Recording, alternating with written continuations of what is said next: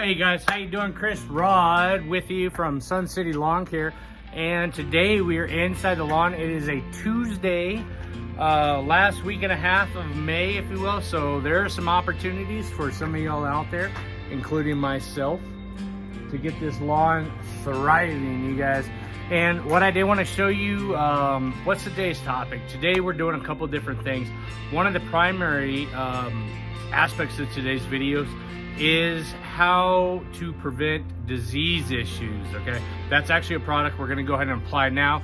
And the reason why is because here in El Paso in West Texas, we don't get a lot of rain, okay guys? We're in the desert, for God's sakes. But this video may apply to a lot of you guys along the East Coast, maybe even the West Coast, or in that transition zone in the southeast part of the United States, where you get those intermittent showers, right? So what we're going to be talking about is some products you can apply to prevent disease and fungus issues. But what I did want to show you real quick, if you will follow along with me here in my new handy dandy tripod. Look at this growth. You see all those grass clippings that just came out? Freaking phenomenal. And look at this grass. Look at that. Tell me that it ain't thick. Tell me that don't look just some kind of good, right?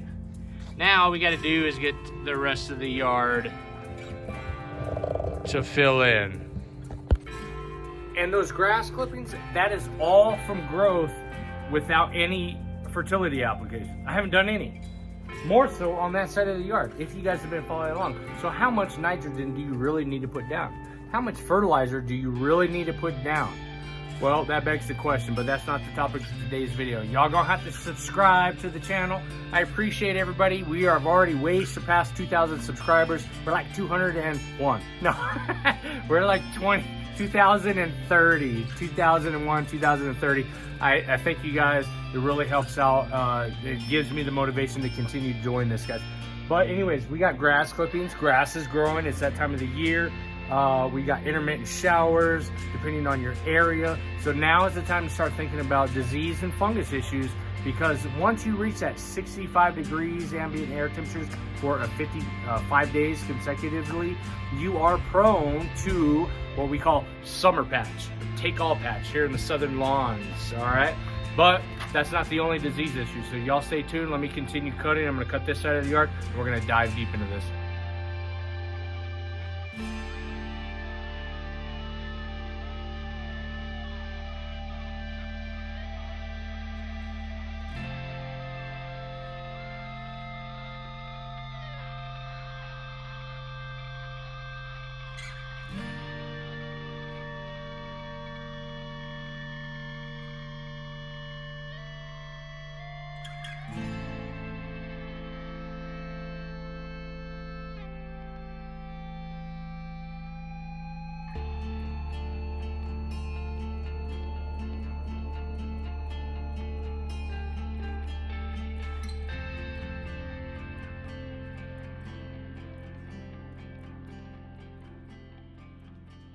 So welcome back. Here we are again on a Tuesday afternoon.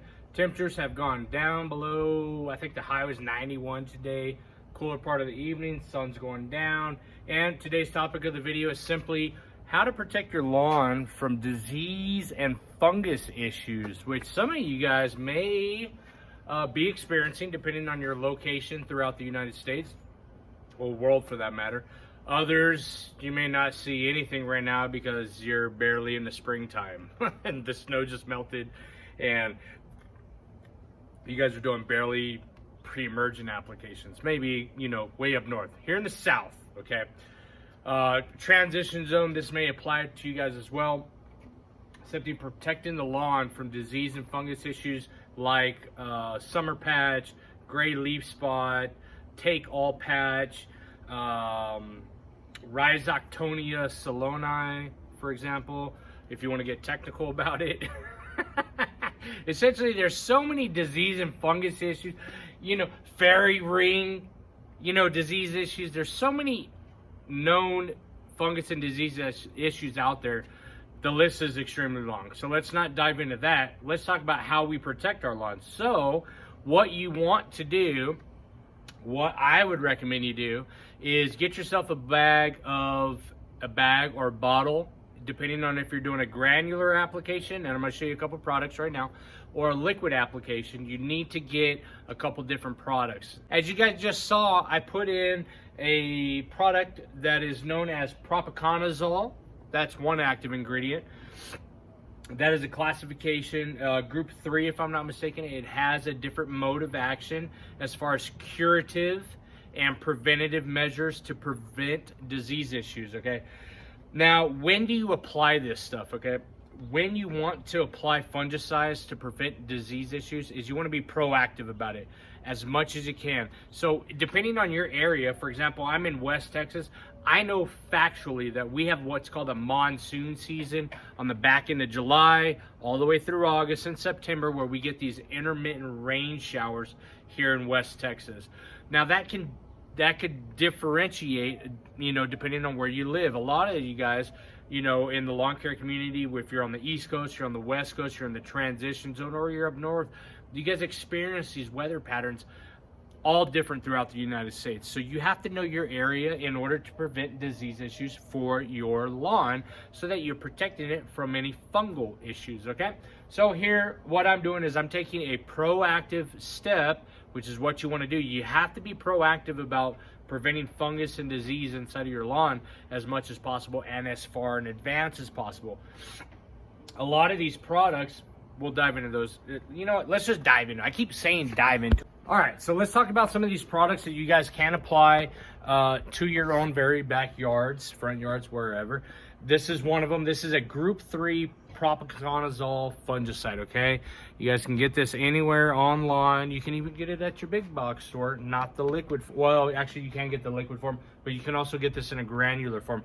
This is more of a commercial grade product, but the active ingredient, we got 14.3%. This propiconazole is a preventative and a curative fungicide that you can apply to your lawn to help prevent disease issues, okay? When I say you can get some of this at the big box store, you guys know I'm a fan of the Bio Advanced fungicide control for lawns. This literally active ingredient, propiconazole, 2.42%. So you get some protection here. You see the difference between a commercial grade and a DIY home grade, but this is a lot more affordable for you DIYers out there. It's just got less active ingredient, okay? And if you guys are interested, they do make a granular form of this product. Same concept, does the same job. It's just a granular that you push out with a push spreader for your lawn. And then let's just dive into this because we're talking about a group 3 classification, different mode of action. This is called Eagle. Ooh, let's see how crusty this is. This is like a 2-year-old product that I've been using. But this is Eagle 20 EW, okay?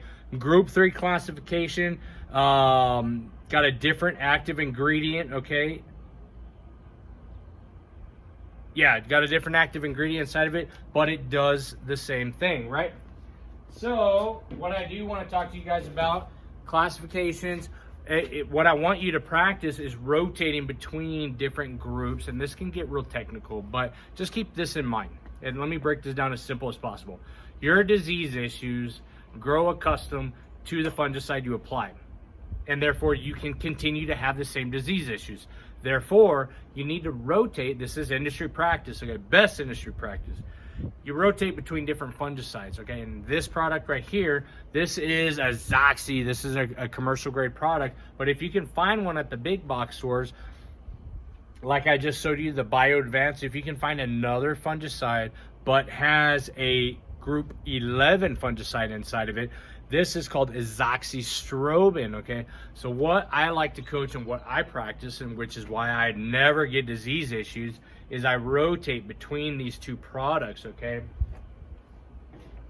Different groups, different modes of action. We rotate between products each application through the season that you're expecting rainfall. So the azoxystrobin, we do that next time. Today, what I applied was the propiconazole, okay, in a liquid form. You guys saw me mix it in my tank sprayer.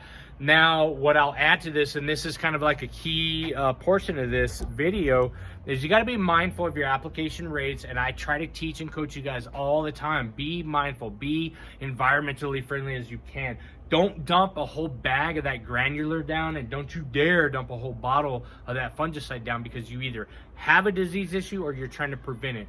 Always read your label. So for example, today, all we did was apply 2 ounces per 1,000 square feet of this propiconazole product, okay? The label rate allows me to apply up to 4 ounces per application, but no more than 16 ounces per year. Okay, it even tells you, if you read the label, which I encourage you guys to do, that Bermuda grass is susceptible, sensitive, if you will, to some of these fungicides if you over apply, which you don't ever want to do. That can be said about pesticides, that can be said about fertilizers. You never over apply, guys. You don't need to do that. We want to stay mindful of what we're doing as far as application rates. And moreover, if you go on the lower rate, which I always encourage you guys to do, read the label, go at the low rate. If you need more, reapply. It'll last you longer. That way you don't have to go back to the big box store and buy some more product, right? So all we're doing is applying a fungicide today. We're taking a proactive measure to this. We're preventing fungus and disease before it happens. That is how you prevent disease issues, okay? Application rates, when to apply, depends on your area. If you know you're getting rain coming up, or you've got like this monsoon season or this rainy season, get some product down into the ground now, guys. And then lastly, the application rates, 2 to 4 ounces on the propiconazole side, no more than 16 ounces. You want to apply it below when your ambient air temperatures are 85 degrees or lower. You can do a liquid form, you can do a granular form, so many options. All right, last thing I'm going to say, because you guys know I do a little bit of gardening as well, is copper fungicide. This is some weight in gold right here, guys. If you guys are starting to experience some disease issues in your trees or vegetation, you may want to go ahead and get down a copper fungicide application. We did have to do an application about 2 weeks ago on one of our peach trees that is susceptible. Peach trees are susceptible and they're more prone to disease issues. And all you got to do is simply apply a little bit of copper fungicide in a pump sprayer, not something like this, but something smaller, because your tree, depending on your tree size, you may not need it. We got dwarf trees, so I do 1 ounce per gallon. And we're golden. No more yellowing of leaves. On your peach trees, you may notice a little gray leaf spots on your leaf tissue. That is an indication of fungus issues. Now, inside the lawn area, let me get back to that real quick.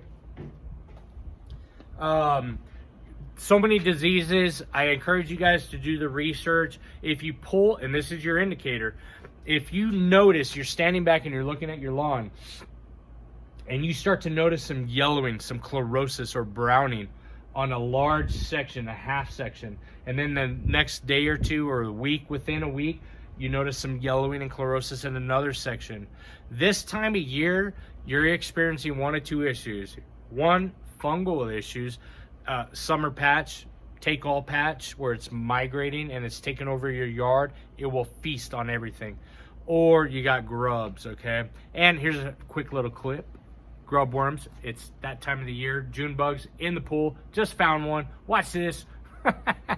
You guys got to start protecting your lawns if you choose to do so. If you want that nice green flush lawn without any issues. The little yellow spot that you guys see right there and right there, and let's see if I can do it on the video. Right there, back there, those are just dog pee spots, guys, but we're rebounding very well, comparatively speaking. You guys see the area where we had all those issues earlier this year? It's filling in. I got no problems. Y'all keep this in mind. No fertilizers in this backyard whatsoever. Actually, I did a potassium application, a 0.05 of aeration on this side. You guys really see a difference though? This side? No? All right, that's it for you guys. I hope you enjoyed the video. Get down some fertilizer. get down if you need it, get down your grub control if you haven't already done so, and definitely start applying your fungicide applications, because you're gonna need it going into the rainy seasons. We are about 2 months away from our rainy season. Application time periods, 14 to 28 days. You need to start reapplying your fungicides, whether you're doing a preventative or a curative. If it's curative, stick to the 14 days. If you're preventing, go every 28 days and rotate the group classification on the fungicide. I hope you enjoyed the video. Stay tuned. Don't forget to subscribe. Leave a comment below. I'll check you guys later.